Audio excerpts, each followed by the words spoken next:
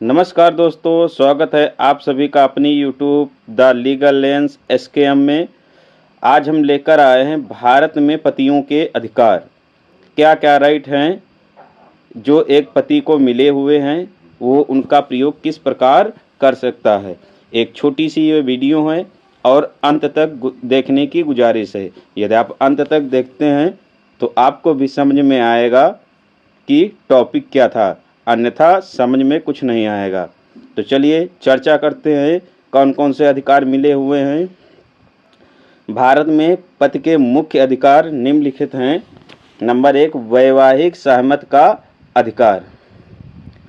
वैवाहिक सहमति का अधिकार पति और पत्नी दोनों को होता है। जब कभी शादी फिक्स होती है तो उसमें चाहे पति हो चाहे पत्नी हो, दोनों की परमिशन आवश्यक होती है। यदि जोर जबरदस्ती शादी की जाती है तो वो आधार भी बन सकता है एक तलाक का, और वैवाहिक जीवन खुशमय नहीं बीतेगा। नंबर 2, सम्मान और समानता का अधिकार। पति को वैवाहिक जीवन में समानता और सम्मान का अधिकार है, जैसे कि पत्नी को होता है। तीसरा है दहेज उत्पीड़न से सुरक्षा। अगर पति या उसके परिवार पर झूठा केस धारा 498A के तहत किया जाता है तो कोर्ट में अपनी रक्षा कर सकता है। सुप्रीम कोर्ट ने झूठे मामलों को रोकने के लिए कई गाइडलाइंस जारी किए हैं। पत्नी द्वारा यदि कोई पति के परिवार पर दहेज के लिए झूठा केस किया जाता है तो उससे प्रतिरक्षा कर सकता है और अपना उससे बचाव कर सकता है।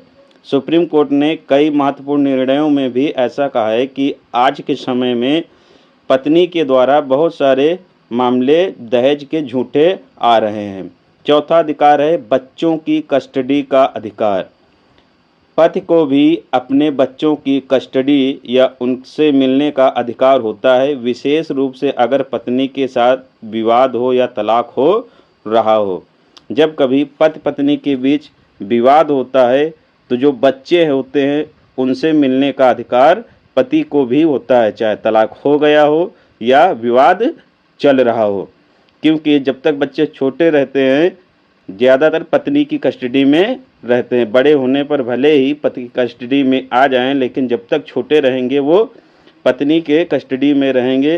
तो पत्नी पति को अपने बच्चों से मिलने से रोक नहीं सकती है, ये पति का अधिकार होता है। नंबर 5, तलाक का अधिकार। पति भी हिंदू विवाह अधिनियम, विशेष विवाह अधिनियम, मुस्लिम पर्सनल लॉ आदि के अंतर्गत उचित कारणों से तलाक की अर्जी दाखिल कर सकता है, जैसे कि पत्नी की क्रूरता, विवाह संबंध छोड़ देना, मानसिक रोग आदि। और भी कई कारण हैं जिन कारणों पर पति हो या पत्नी हो दोनों तलाक ले सकते हैं।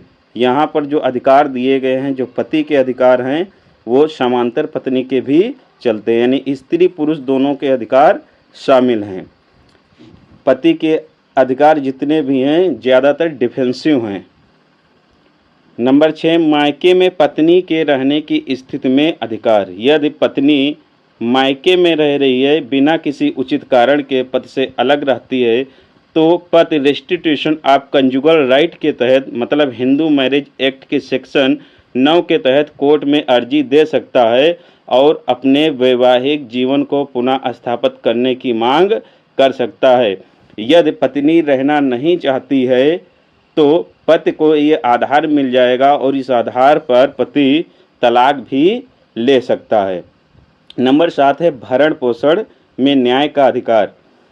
ज़्यादातर मामले देखने को मिलते हैं कि भरण पोषण में पत्नी पति से बहुत ज़्यादा मोटी रकम मांगती है, लेकिन पति की इतनी इनकम नहीं होती है, तो पति का ये अधिकार है अपनी इनकम के अनुसार कोर्ट से अपील करे कि हमको इसमें राहत दिए।